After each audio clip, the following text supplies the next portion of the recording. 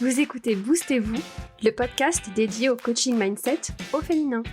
Bienvenue sur l'épisode 22 du podcast « Tenir ses bonnes résolutions, pourquoi c'est si compliqué ?» Je suis hyper contente de vous retrouver pour cet épisode, le premier épisode de 2023 après une courte pause pendant les fêtes. Si c'est la première fois que vous écoutez ce podcast, je me présente, je m'appelle Camille, je suis entrepreneur, je suis coach certifiée et maman de 2 enfants. Ma mission, c'est d'accompagner les femmes à se construire une vie qui leur ressemble en reprenant le contrôle de leur cerveau. Aujourd'hui, premier épisode de 2023, on parle d'un sujet d'actualité, les bonnes résolutions. Faire plus de sport, avoir une meilleure alimentation, se coucher plus tôt, se lever plus tôt, arrêter la cigarette, arrêter l'alcool, ou que sais-je encore. On commence souvent l'année pleine d'enthousiasme, pleine de détermination et de volonté à l'idée d'adopter de nouvelles bonnes habitudes ou de se débarrasser des mauvaises. Généralement, la première semaine, ça se passe plutôt bien, on est motivé, on se tient à nos objectifs.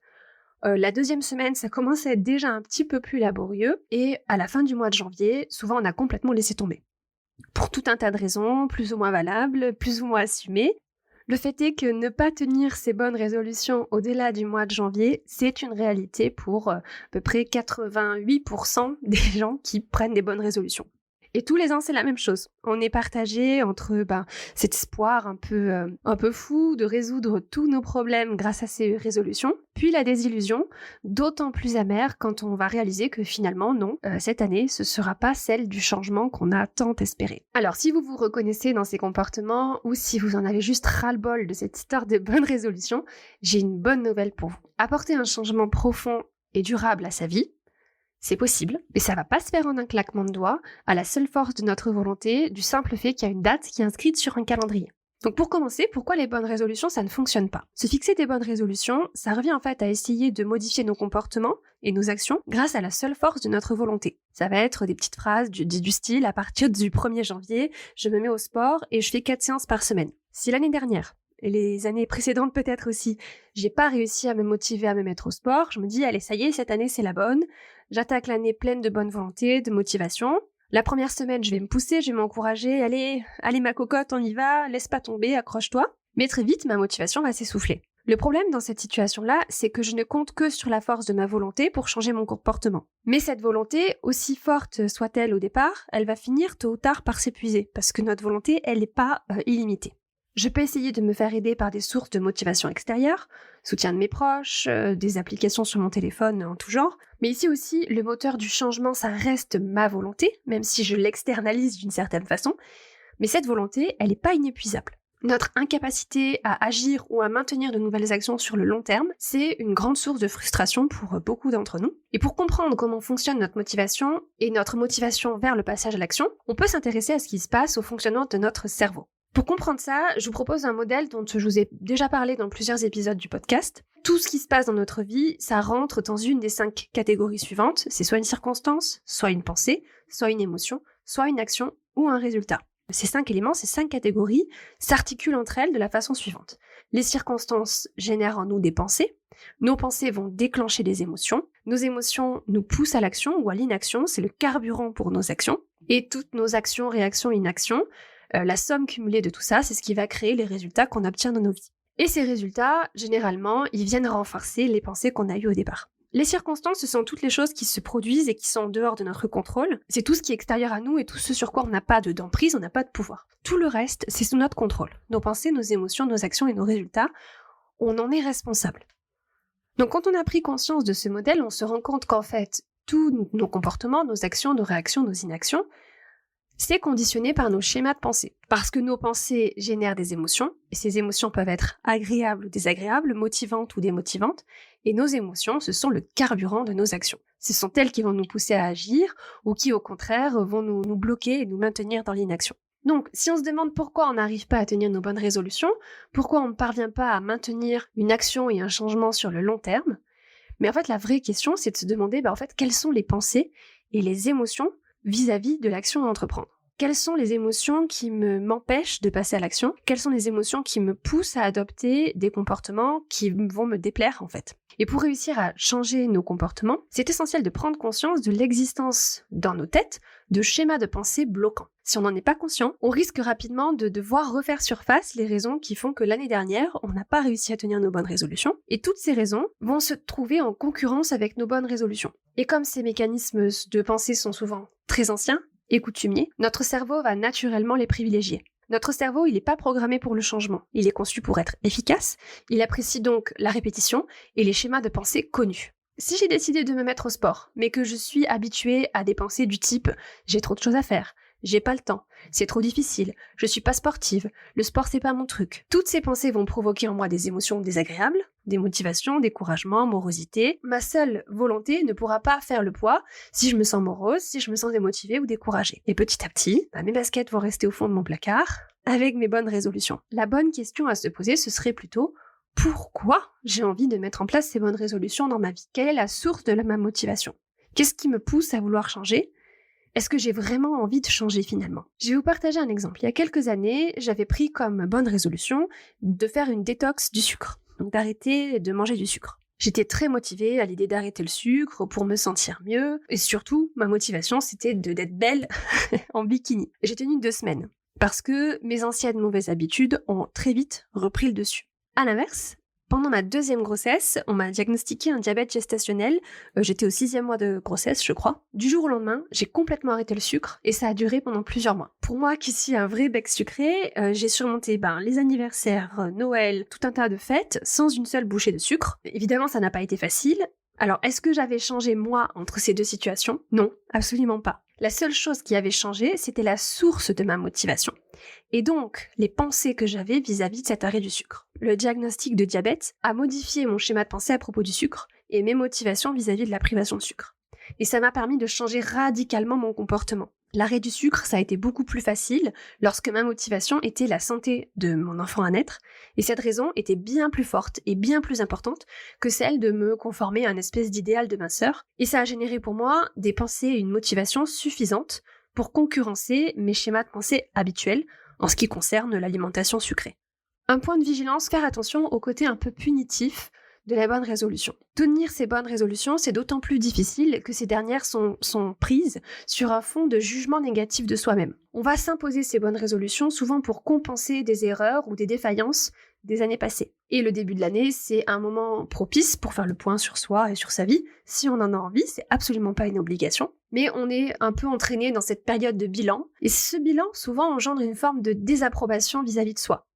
On a en tête des pensées de jugement, souvent défavorables. Ça peut ressembler à l'année dernière, j'ai pas été assez comme ceci ou assez comme cela. J'ai fait trop ça ou pas assez ça. J'ai pas été à la hauteur. Je suis trop comme ceci, je suis pas assez comme ça. Il faut que je change. Et donc, quand on prend des bonnes résolutions avec cet état d'esprit un peu punitif, c'est comme si on se grondait intérieurement avec des phrases du type « Bon allez, maintenant, c'est fini la rigolade. Cette année, tu vas te faire pardonner en faisant du sport 3 fois par jour, en mangeant 10 fruits et légumes. Tu vas arrêter de fumer, tu vas arrêter de procrastiner, tu vas arrêter de regarder Netflix.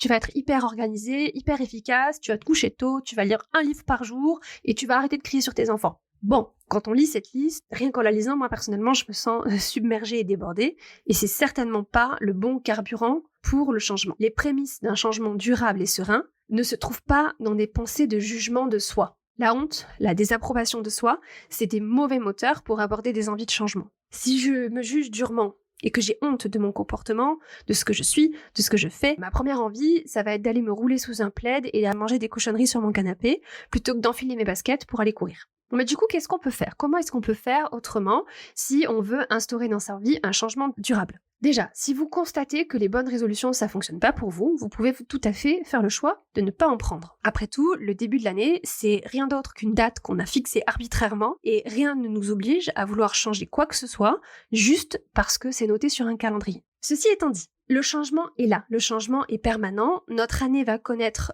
inévitablement son lot de changements, le monde va changer, les choses vont changer, les gens vont évoluer, nous aussi on va changer, et ça c'est inéluctable. Donc pourquoi pas essayer de guider les changements nous concernant, essayer de mettre un petit peu d'intention dans ces changements. Le bon état d'esprit pour un changement durable dans notre vie, c'est de miser sur la compassion, d'être dans une démarche de curiosité vis-à-vis de soi-même, une démarche de compréhension, de bienveillance et d'amour envers soi-même. On ne peut pas se battre contre soi-même si on cherche à mettre en place un changement durable, un changement qui a du sens pour nous. Donc l'étape préalable et fondamentale au changement, c'est de se comprendre avant de pouvoir se changer.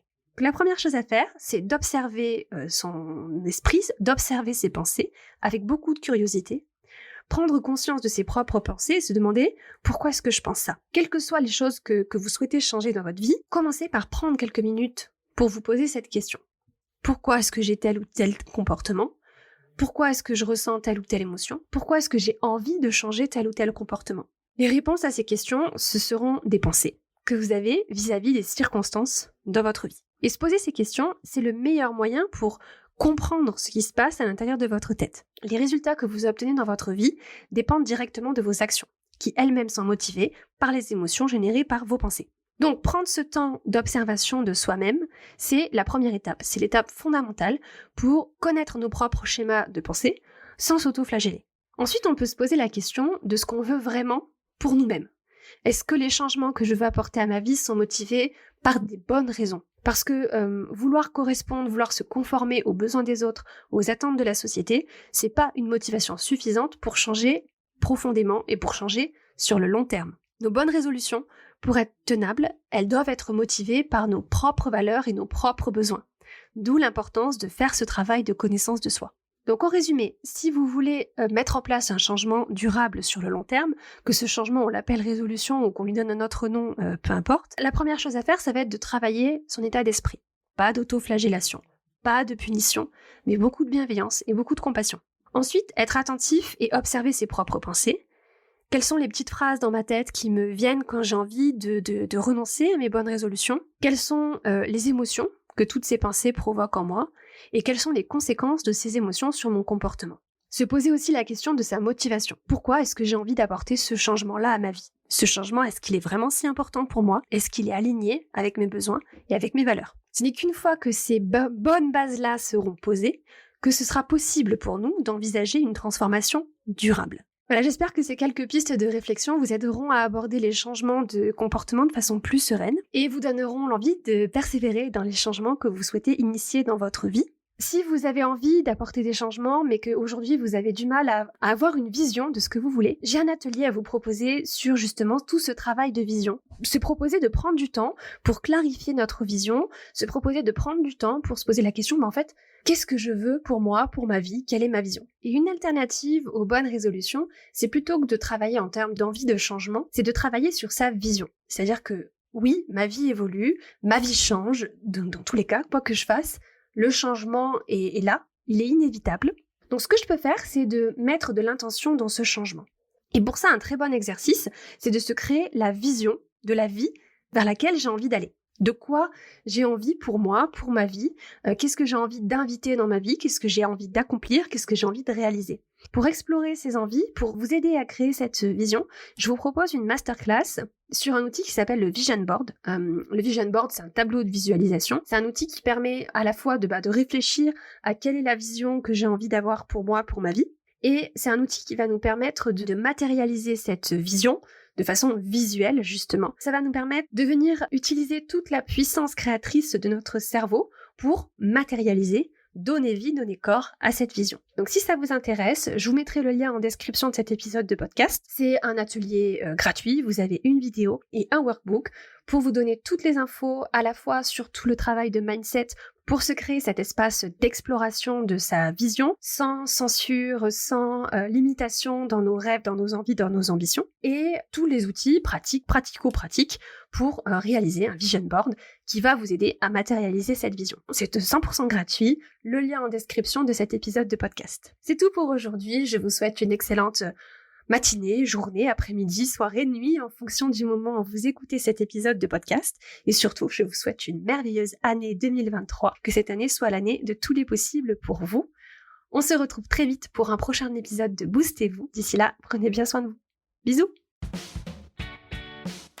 C'est la fin de cet épisode. Si vous entendez ce message, c'est que vous êtes resté jusqu'au bout et pour ça, je vous remercie du fond du cœur. Si cet épisode vous a plu, plusieurs options pour soutenir le podcast. Vous pouvez laisser un avis 5 étoiles sur Apple Podcast ou sur Spotify. Vous pouvez partager cet épisode, le podcast, autour de vous à toutes les personnes à qui il pourrait être utile.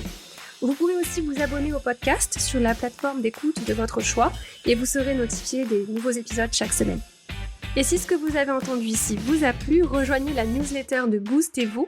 Vous y retrouverez mes meilleures astuces, mes conseils, des coups de boost et plein de contenus exclusifs. On se retrouve très vite pour un prochain épisode de Boostez-vous. D'ici là, prenez bien soin de vous. Bisous!